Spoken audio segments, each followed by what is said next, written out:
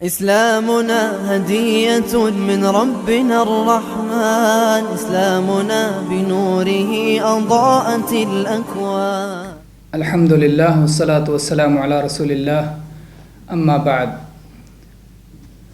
اسلام یہ اللہ تبارک و تعالیٰ کا پسندیدہ دین ہے، محبوب دین ہے، اس کا بھیجا ہوا نازل کیا ہوا دین ہے، جو سارے انبیاء کرام کا دین رہا ہے.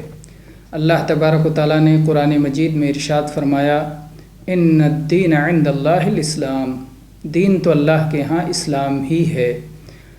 اور ایک جگہ ارشاد فرمایا، وَمَن يَبْتَغِ غَيْرَ الْإِسْلَامِ دِينًا فَلَن يُقْبَلَ مِنْهُ، جو شخص اسلام کو چھوڑ کر کوئی اور دین تلاش کرے گا تو اللہ تبارک و تعالیٰ کے ہاں اس دین کو قبول نہیں کیا جائے گا.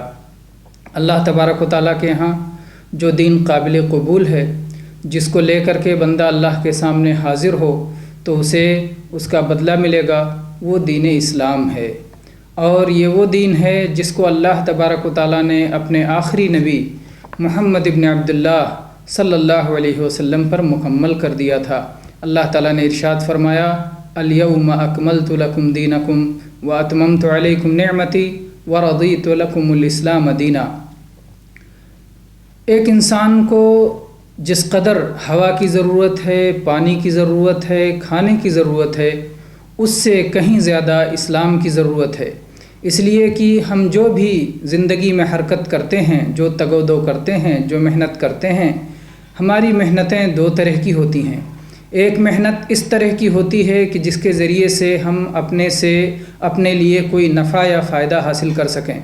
دوسری حرکت وہ ہوتی ہے جس کے ذریعے سے ہم آپ کو نقصان سے، خسارے سے، گھاٹے سے بچا سکیں. اور ظاہر بات ہے دین اسلام ہی وہ روشنی ہے جو ہمیں یہ بتاتی ہے کہ ہمارا نفع کس میں ہے اور ہمارا نقصان کس میں ہے. کون سا عمل کریں گے تو ہمیں نفع حاصل ہوگا دنیا میں بھی اور آخرت میں بھی، اور کون سا عمل کریں گے تو اس سے دنیا میں بھی اور آخرت میں بھی ہمارا نقصان ہوگا. میرے بھائیو، اسلام کیا ہے؟ اسلام یہ سلامتی سے مشتق ہے اور اسی طرح سے استسلام کے معنی میں ہے. استسلام کے معنی ہوتا ہے کہ اپنے آپ کو تابع کر دینا، فرما بردار بنا دینا، اپنے آپ کو جو ہے اللہ تبارک و تعالیٰ کے سپرد کر دینا. اسلام کی تعریف علماء کرام نے اس طرح کی ہے، الاستسلام للہ بالتوحید والانقیاد لہ بالطاعہ، کہ اللہ تبارک و تعالیٰ کی توحید کو مان کر اپنے آپ کو اس کے سپرد کر دینا، اور اللہ تبارک و تعالیٰ کی اطاعت اور فرما برداری کر کے اپنے آپ کو اس کے تابع کر دینا، اور شرک اور مشرکوں سے لا تعلق اپنے آپ کو کر لینا، ان سے براءت اور بیزاری کا اظہار کرنا. تو یہ ہے اسلام. میرے بھائیوں، دین اسلام کے 3 درجے ہیں، 3 مرتبے ہیں. سب سے پہلا درجہ اسلام ہے، دوسرا درجہ ایمان ہے، اور سب سے اعلیٰ درجہ احسان ہے. جبریل علیہ السلام جب جناب محمد رسول اللہ صلی اللہ علیہ وسلم کی خدمت میں انسانی شکل میں آئے اور انہوں نے کچھ سوالات کیے، پوچھا اسلام کیا ہے اے اللہ کے رسول، ایمان کیا ہے اے اللہ کے رسول، اور احسان کیا ہے اے اللہ کے رسول. تو اللہ کے رسول صلی اللہ علیہ وسلم نے انہیں ان تینوں کے جواب دیے، جیسا کہ انشاءاللہ یہ حدیث بہت معروف ہے اور آپ نے بار بار سنی ہوگی. اللہ کے نبی صلی اللہ علیہ وسلم نے اسلام کے 5 ارکان بتلائے، ایمان میں ایمان کے 6 ارکان بتلائے، احسان میں احسان کا 1 رکن بتلایا. پھر جب جبریل علیہ السلام چلے گئے تو عمر رضی اللہ عنہ سے آپ نے فرمایا کہ یہ جبریل تھے جو تمہارا دین سکھلانے کے لیے آئے تھے. تو گویا اس میں 3 درجات ہوئے. اسلام جو ظاہری اعمال ہیں، زبان سے کلمہ شہادت کا اقرار، اور اسی طرح سے 5 وقتہ صلاۃ کی پابندی، زکوٰۃ کی ادائیگی، صوم رمضان، حج بیت اللہ. اور ایمان باطنی اعمال کا نام ہے، اللہ پر، اس کے رسول پر، اس کی کتابوں پر، اس کے فرشتوں پر، آخرت کے دن پر اور اچھی بری تقدیر پر ایمان لانے کا نام ہے. اور احسان سب سے اعلیٰ درجہ ہے کہ اللہ کی عبادت ایسی کی جائے، اتنے شوق اور محبت سے کی جائے گویا ہم اللہ تعالیٰ کو دیکھ رہے ہیں، اور اگر یہ نہ ہو سکے تو اس خوف سے کی جائے کہ اللہ تبارک و تعالیٰ ہمیں دیکھ رہا ہے، ہماری نگرانی کر رہا ہے، ہم اس سے چھپ نہیں سکتے. تو یہ احسان کا درجہ ہے. یہ 3 درجے ہیں اسلام کے. دین اسلام کے سب سے چھوٹا درجہ اسلام ہے، اس سے اعلیٰ درجہ ایمان ہے، اور اس سے اعلیٰ درجہ احسان ہے. اسلام کفر اور شرک میں کیا فرق ہے؟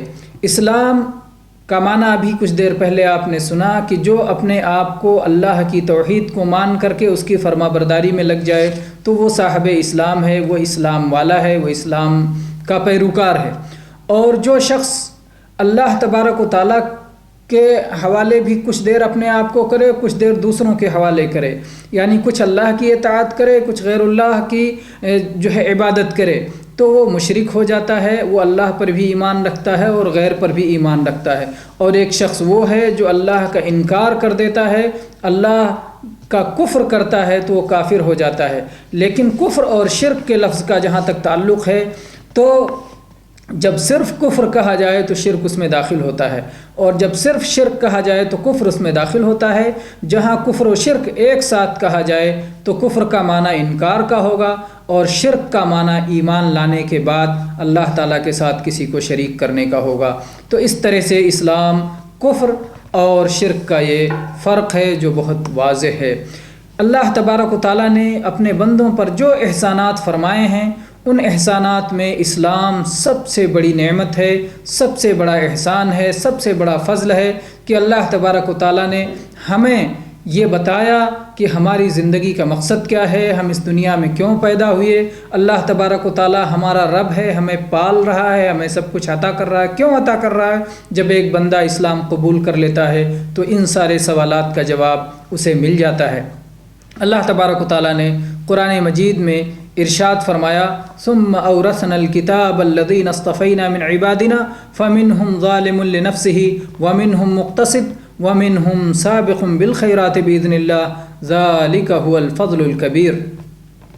اللہ تعالیٰ نے فرمایا کہ ہم نے پھر اپنی کتاب ان لوگوں کو دی اپنے بندوں میں سے جنہیں ہم نے منتخب کر لیا۔ اللہ تعالیٰ نے قرآن عطا فرمائی ہے، اسلام پر چلنا جو چاہے وہ قرآن پاک پہ ایمان لائے اور اس کے ذریعے اسلام پر چلے۔ اور قرآن پاک اپنے نبی محمد صلی اللہ علیہ وسلم پر اللہ تعالیٰ نے نازل فرمایا تھا۔ تو اللہ تعالیٰ نے فرمایا کہ ہم نے اپنے جن بندوں کو منتخب کر لیا انہیں اپنی اس کتاب کا وارث بنایا۔ اللہ نے پھر 3 تقسیم فرمایا کہ اس میں کچھ اپنی جانوں پہ ظلم کرنے والے ہیں، کچھ درمیانی ہیں اور کچھ نیکیوں میں بڑھ چڑھ کر کے حصہ لینے والے ہیں۔ میرے بھائی ان تینوں کو اللہ تبارک و تعالیٰ نے اپنا منتخب بندہ فرمایا، اپنا ولی اور اپنا نیک بندہ فرمایا، اور یہ اللہ کا فضل ہے کہ ان تینوں پر اللہ کا فضل ہے۔ تو اس امت میں تینوں طرح کے لوگ ہیں۔ ایک ظالم ان کو کہا جائے گا کہ جو لوگ کبھی اللہ تبارک و تعالیٰ کی فرما برداری کرتے ہیں اور کبھی نافرمانی کر لیتے ہیں۔ ان کے پاس کچھ نیک اعمال ہیں اور کچھ برے اعمال ہیں، لیکن وہ اللہ پر ایمان رکھنے والے ہیں، قرآن پاک پہ ایمان رکھنے والے ہیں، اسلام کو قبول کرنے والے ہیں، اپنے آپ کو مسلم اور مسلمان کہلوانے والے ہیں۔ تو یہ لوگ اگر جو ہے ظالم ہیں اپنے نفس پر، پھر بھی اللہ تبارک و تعالیٰ کا فضل ان کے شامل حال ہے کہ ان کو اللہ نے اپنے منتخب بندوں میں سے بنایا ہے جنہیں اسلام کی پیروکاری اور اسلام کی اتباع کا شرف عطا کیا ہے۔ تو ظالم وہ ہیں جو کچھ نیکیاں کر لیں اور کچھ برائیاں کر لیں۔ درمیانی وہ لوگ ہیں جو لوگ اللہ تبارک و تعالیٰ کے فرض کیے ہوئے اعمال کی بجا آوری کرتے ہیں، فرائض کو ادا کرتے ہیں اور حرام کاموں سے بچتے ہیں، لیکن وہ مستحبات کو ادا نہیں کر پاتے اور ایسے ہی مکروہات سے بچ نہیں پاتے، لیکن فرائض اور محرمات کے معاملے میں وہ بالکل پرفیکٹ ہیں، فرائض ادا کرتے ہیں، محرمات سے بچتے ہیں۔ تو یہ درمیانی لوگ ہیں۔ اور نیکیوں میں بڑھ چڑھ کر حصہ لینے والے لوگ وہ ہیں جو لوگ فرائض کو بھی ادا کرتے ہیں اور مستحبات کو بھی ادا کرتے ہیں اور محرمات کو بھی چھوڑتے ہیں اور مکروہات کو بھی چھوڑ دیتے ہیں۔ تو اس طرح سے وہ اللہ تبارک و تعالیٰ کا قرب عطا انہیں ہوتا ہے اور وہ قریب ہو جائیں گے اللہ تبارک و تعالیٰ سے، اور قریبی بندوں میں سے، مقرب بندوں میں سے ہو جائیں گے، اور یہ تینوں طرح کے لوگ جنت میں جائیں گے۔ اللہ تعالیٰ نے یہاں پر دیکھیے سب سے پہلے ظالم کا ذکر کیا اور اس کے بعد میں درمیانی کا ذکر کیا اور مقربین کا سب سے آخر میں ذکر کیا۔ ظالم کا اس لیے سب سے پہلے ذکر کیا کہ اکثر بندوں کی حالت یہی ہے، اکثریت جو جنت میں جائے گی وہ ظالم لنفسہ ہی لوگ ہی ہوں گے، اور مقرب کا سب سے آخر میں ذکر یہ اس لیے کیا کہ تم اگرچہ اللہ تبارک و تعالیٰ کے قریبی ہو لیکن تمہارے دلوں میں غرور نہ آنے پائے، تم کہیں اپنے جو ہے اعمال کو بہت بڑا نہ سمجھنے لگو تو تمہارا عمل برباد ہو جائے۔ تم جنت میں داخل ہونے کے سب سے زیادہ حقدار ہو، لیکن تمہیں اس کا بھی خیال کرنا پڑے گا کہ تواضع رہے اور اپنی حیثیت کی میں جو ہے پہچان رہے۔